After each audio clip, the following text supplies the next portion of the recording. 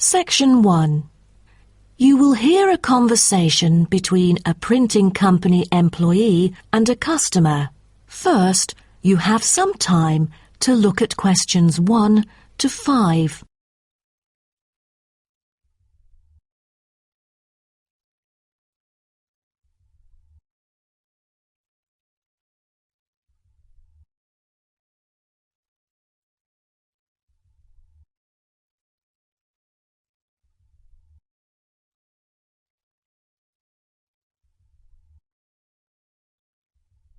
Now we shall begin. You should answer the questions as you listen, because you will not hear the recording a second time.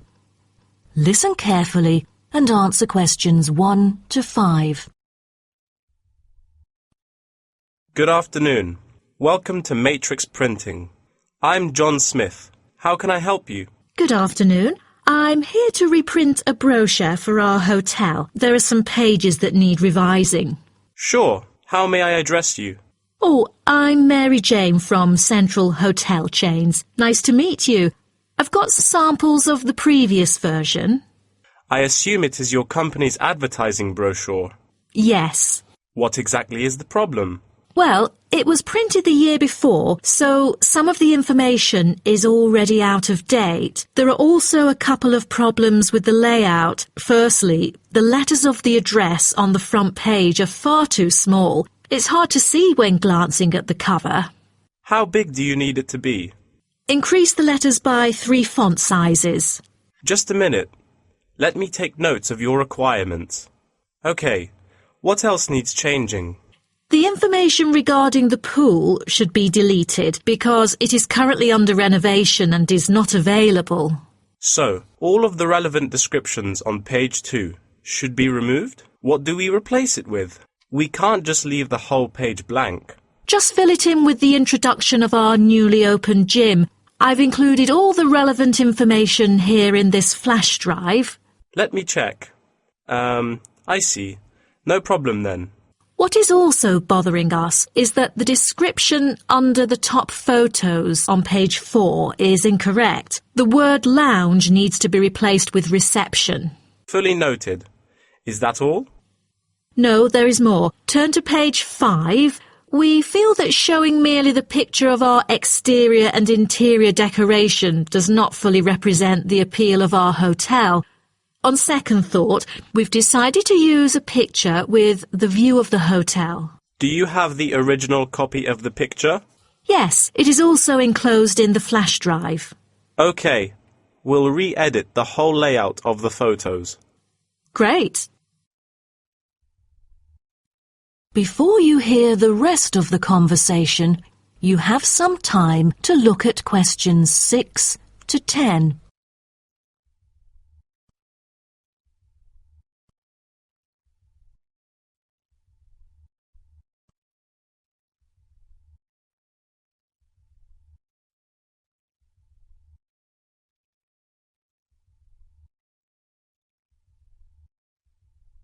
Now listen and answer questions 6 to 10. Let's turn to the next page. Yes. What's wrong with that? It seems perfectly fine to me. At first sight it seems fine, but according to the feedback of the customers, the prices do not stand out. So, we want to change the print from black to red to make it pop out. Okay, I've made notes of all of your requests. Is there anything else? I appreciate it. Just one final request. Could you translate the whole brochure into Spanish? We have customers worldwide, you know, especially those from Latin countries. No problem. What about other languages, like Japanese, Chinese, or German? These are our most popular target languages. I have to ask the manager about the Chinese version. There's been a surging number of Chinese clients during recent years. However, we don't need German or Japanese translations, as we currently don't have many customers from those two countries. Sure. Just keep me updated. So, roughly, when can we get the revised print? We need it before the end of July. It's late June now. Roughly, it'll take 3 weeks to re-edit. So it will definitely be ready before the deadline. Great. To where shall we send the samples? The address is number 9 Green Drive, Clifton, NY 21300. How do you spell Clifton? CLIFFTON, Clifton. And the telephone number? It's 9030366602. Also, if you have any further questions, you can reach me through this number. Okay. That is the end of section 1. You now have half a minute to check your answers.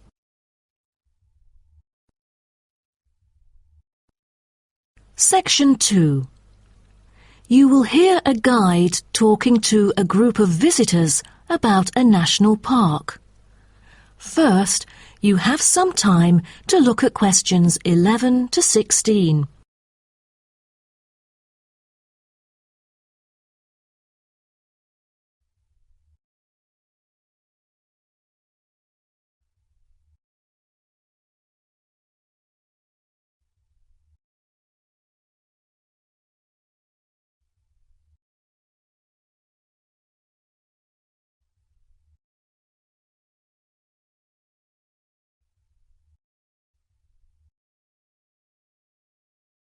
Now listen carefully and answer questions 11 to 16. Welcome to Byron National Park. I am Jim Carson, your tour guide for the trip. First, I'd like to give you some basic information about the park. Covering 7,000 acres of land and spanning across 3 states, Byron National Park was established to protect the area's most spectacular scenic values. With unique geological features, natural history, and native plant and animal life, it is an ideal destination for recreation as well as research purposes. The park has a breathtaking waterfall connecting the longest river in the country, but it is most renowned for having the largest subtropical rainforest worldwide. There are many layers of tall, medium, and low vegetation growing with seasonal variations in the park. It is a place where the air seems green. Ardent hikers can find an awesome array of options here. Apart from the dense green rainforest, tourists can also hike along the mountain trail. Despite the stunning view, taking photos is not advised on the way up, I'm afraid, as one might get distracted and the narrow trail by the sheer cliff is quite dangerous. When you reach the top of the mountain, there is nothing better than having a picnic under the trees with your family. Accompanied mostly by wildlife, walkers as well as cyclists may find the bush track a good choice for having a tranquil time to themselves. As your tour guide, I suggest that only expert hikers take the creek circuit, because its beautiful and inspiring scenery through the subtropical jungle is paralleled by its physical challenges. A list of transport is available within the park. Bicycles are a popular choice, as it is the most flexible way to get around. Electric trams are temporarily closed for maintenance. Boat trips down the river are an ideal way to spend a tranquil afternoon. Rest assured that transport within the park is covered in the bill. Extreme sports is another highlight of the park. There are, for adventurous grown-ups, especially those who are comfortable with having a racing heart, scary as it may sound, it is actually safe to participate in extreme sports under strict instructions and close supervision. Abseiling is available regardless of the weather. It is a fun way to overcome fear of heights, gain new skills, and get an adrenaline rush. Bungee jumping and paragliding are also available, except for during the summer. At this point, you might worry about meals here. Well, even though there is only one restaurant in the park at the moment, the variety of dishes is astonishing. There are 2 meals included in the price. Just get your meal ticket at the reception before dining. Also, there is no need to make reservations or worry about availability, since there are plenty of tables. Before you hear the rest of the talk, you have some time to look at questions 17 to 20.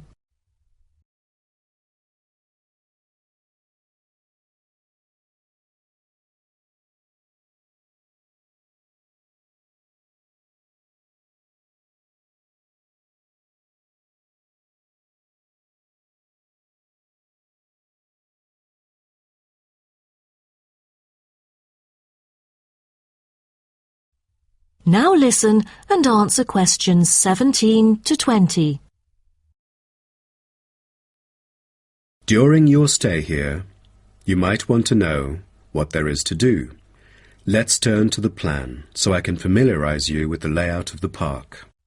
Most tourists would choose to stay in our guest house, located in the southeast corner. It features 63 tastefully appointed guest rooms, many of which offer spectacular views of the park. You'll find a home away from home at our guest house. But for those who want to experience the natural beauty up close, there is also a campsite. When you get out of the guest house, go straight ahead, turn right at the end of the road. To your left, there is a campsite amongst the trees where you could spend a night under the stars together with owls and chipmunks. If you look at the top left of the plan, you will notice a picnic area. You can either bring your own food, or we can deliver food to you. Barbecue is an option. The business centre is situated directly opposite the picnic area. It provides flexible, fully serviced offices, conferencing suites, meeting rooms, and is equipped with the latest multimedia facilities. Wired, as well as wireless, high-speed internet is available within the entire premises. The centre is designed to cater to both individual travellers and corporate groups. Visitors can also go to the museum, which holds a vast collection that exhibits local history and a natural habitat. You start from the guest house, just turn left at the first conjunction, then walk past the tea house. Turn right. You'll see the museum after making the third right. Have you found it? Pretty easy, right? To spend a delightful afternoon with a book and a fresh cup of coffee, you can go to the only cafe in the park. From the guest house, you go straight, then take the second right, and you'll see the cafe right in front of you. You might want to check out our all-season tennis court, which offers instruction for all ages and skill levels. It is located right opposite the cafe. That is the end of section 2. You now have half a minute to check your answers. Section 3. You will hear two students called Helen and Paul talking to their tutor about a nursing course. First, you have some time to look at questions 21 to 24.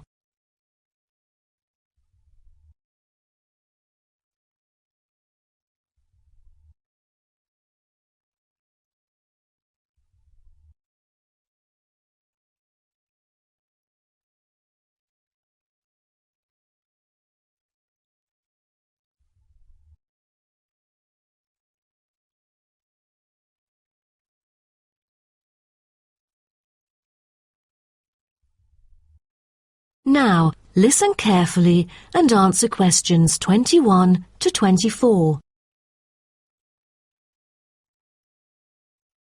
Helen and Paul, congratulations to you both for doing so well the past semester. You two have exhibited an impeccable performance during your first year in the nursing program. I'd like to get some feedback from the two of you to better improve the program and to provide guidance for our prospective students. I'd like to start with you, Helen. So, first of all, which aspect of the program impressed you? Well, to be honest, when I was enrolled into the course, I was expecting a group of classmates my age. But as I stepped into the classroom for the first time, I was surprised by the diversity. Most were in their 20s, but there were also those in their 30s or even 40s. As it turns out, the intergenerational communication has sparked intense debate and new thinking, and I think that's something special about the programme that I appreciate very much. What about you, Paul? What do you think of the programme? For me, the group project we carried out last semester is another key feature of the programme. The whole class was divided into 8 different groups, working on 8 prospective cases. Team-building sessions were conducted in a collaborative way most of the time. Comprised of 5 members, our group studied acute pancreatitis. During the process, we broke the task into different parts and assigned them to each member. We were then able to tackle the complex problem by pooling our knowledge and skills. More importantly, stronger links were established between the group members. Because of the project, we've all become good friends. That's true. According to graduates, group projects prepare them for the work world in which teamwork and collaboration are increasingly the norm. So tell me, Paul, what else do you like about the programme? I want to be a registered nurse, working in a public hospital after graduation. So the internship provided is a valuable opportunity for clinical practice in a supportive learning atmosphere. However, I was amazed by the amount of written assignments, since I thought the course should have focused more on practice-oriented learning. Well, I have to disagree with you, Paul. The essays demonstrate your understanding of the course. For me, writing essays is a process that involves critical thinking, which challenges me to develop my points more thoroughly. I thus manage to gain a diversity of perspectives. The programme is designed to deliver basic and advanced theoretical knowledge of core concepts, including healthcare systems concepts, together with practicum or clinical practice experience to bridge the classroom content to the practice setting. So, I'm afraid written work is unavoidable. Also this year, we've added a module of law. How do you feel about that? At first, we felt that learning law is kind of redundant and too time-consuming. After a few sessions, we realised that it is necessary in dealing with future medical disputes. Before you hear the rest of the talk, you have some time to look at questions 25 to 30.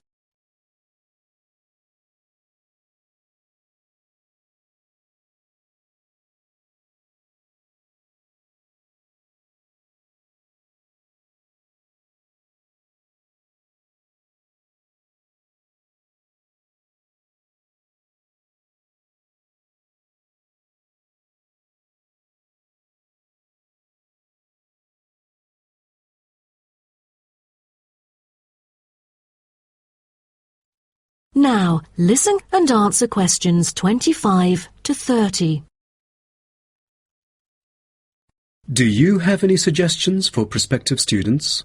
What bothers me most is handing in essays on time. I almost missed the deadline once because there were 3 essays due within the same week, so rationalizing your time is critical. Well, that's true. The lectures deliver so much useful information. I have poor memory, so I kept making notes and revisiting them on a regular basis. To my surprise, at the end of the semester, I have learnt the key concepts by heart. How was the research? I heard that it was quite challenging. How did you manage to overcome the difficulties? That's true. The majority of us had no clue how to carry out the research at first. Fortunately, when I was digging up reference materials at the library, I sought help from the librarian. She taught me about finding the appropriate resources and choosing the proper research methods. Have you checked out the online forum? Yes, it has become a habit for me to visit the forum regularly. In a sense, it extends classroom learning. It is where the students post academic problems that they come across and get support from the faculty members. Some of my classmates didn't do so well during the placement tests. I feel that background reading is necessary. Lastly, do you have anything to say to the freshmen? I was really ambitious at first, trying to get straight A's on my transcript. I made tons of notes and worked hard even on the optional assignments to get extra credit. I stressed myself out before having an emotional breakdown. After consulting my advisor, I found it important to set realistic goals. Don't push yourself too hard. It is wise to sort out your priorities. Thank you for coming here today and providing valuable feedback on the program. Have a great summer break. That is the end of Section 3. You now have half a minute to check your answers. Section 4. You will hear part of a lecture about African penguins. First, you have some time to look at questions 31 to 40.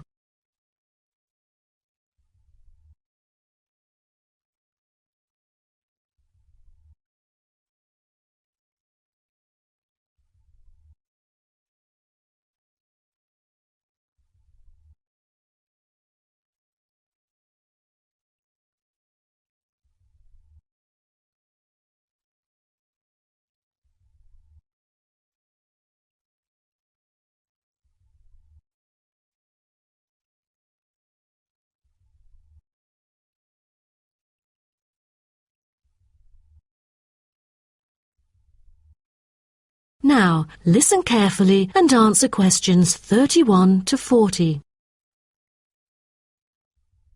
Good morning, everyone. Today's lecture is about a type of adorable animal, the penguin. When you think of penguins, you may picture them surrounded by snow and ice. But not all penguins live where it's cold. African penguins live in the southern tip of Africa. They are usually found within 40 kilometres of the shore and on a number of its surrounding islands. African penguins are also known as jackass penguins because they make donkey-like braying sounds to communicate. African penguins can keep their body temperature at a stable level, but their land habitat can get quite warm, so there are a number of ways for them to stay cool. They limit their daylight movements on breeding sites on land to early mornings and early evenings to avoid too much sun. The pink glands above their eyes can help them cope with the temperate climates. Like other penguins, African penguins spend most of the day feeding in the ocean, which also helps keep them cool. Being a type of small to medium-sized penguin species, African penguins average about 60 centimetres tall and weigh up to 3.6 kilograms. They have a black stripe and a pattern of unique black spots on their chest. Males are larger than females and have larger beaks. Even though they are categorized as birds, African penguins aren't able to fly because of their heavy bones. Their wings are more like flippers that make them particularly suited for life in the water. When they're on land, their flippers and their tails help them keep their balance and walk upright. African penguins begin to breed at the average age of 4. When a male and female pair up, they tend to breed together for the rest of their lives. Most other penguins nest and lay their eggs out in the open, but African penguins have a different approach. They dig holes under bushes out of their own excrement, called guano, so they are sheltered from the sun and predators. The African penguins survive on a diet that is comprised mainly of marine organisms. They feed primarily on fish like sardines, along with the occasional squid and shellfish. But when normal food is in short supply, they eat tree roots as well. The streamlined body of the African penguin allows it to move through the water like a rocket, capable of reaching a speed of around 20 kilometers per hour when hunting for food.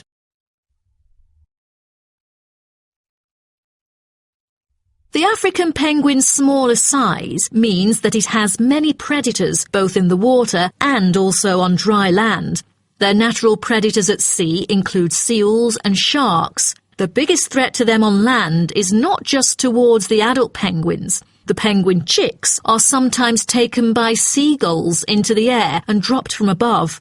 The seagulls could thus feed on them. At risk from predators, young penguins are protected for about 40 days after hatching by both parents. They will leave the colony when they are between 3 to 5 months old and will return a few years later. The entire surface of their body is densely covered with feathers, which fall off during the winter. This process is called molting and takes about 3 weeks to complete. During that time, they are unable to forage. Therefore, prior to this, African penguins spend about 5 weeks laying down fat deposits. They generally live between 10 to 15 years. However, many do not reach their full lifespan. Their population has drastically declined. Approximately 120,000 African penguins remain in the wild, and their population has decreased by 90% in the past 60 years. They are considered to be vulnerable and have been listed as being endangered. Two major factors have contributed to their decline. They are struggling for nesting space due to human disruption and competing for food due to overfishing and pollution.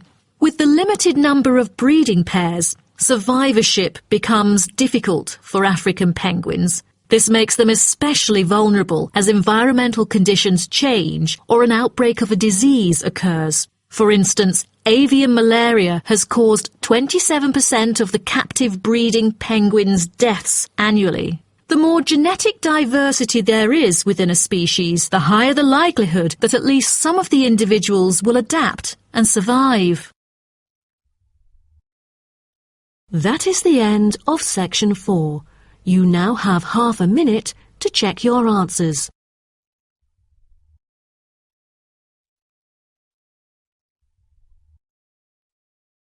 That is the end of the listening test.